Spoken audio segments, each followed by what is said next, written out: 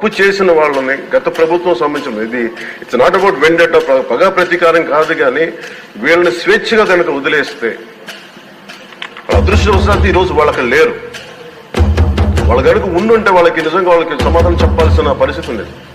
తప్పించుకొని పారిపోయారు ఈరోజు, తప్పించుకొని పారిపోయారు వాళ్ళు. We have to make them accountable అధ్యక్ష. We have to bring them into accountability. They have to be penalised. వాళ్ళు దయచేసి గౌరవ ముఖ్యమంత్రి గారికి నేను మీ తరఫు నుంచి ఆయనకి తెలియజేసుకున్న అధ్యక్ష, దయచేసి వీరిని please we have to penalise them sir. వాళ్ళకి సరైన శిక్ష పడాలి సార్. తప్పించుకోవడానికి కుదరస్తారు.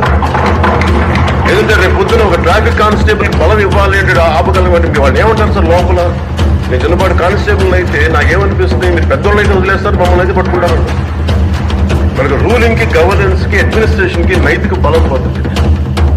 ఐ రిక్వెస్ట్ యూ, నేను మిమ్మల్ని నేను చేసిన అందరూ హౌస్ మెంబర్స్ గౌరవ సభ్యులందరినీ గౌరవ ముఖ్యమంత్రి గారిని అడుగుతున్నాను అధ్యక్ష, మీ ద్వారా they have to be punished and they have to be penalised whoever they are. వెండట పగ ప్రతీకారంతో కాదు, కానీ we promised that we will bring back accountability. We promised we will give a clean and clear governance. We have to live up to it. Thank you.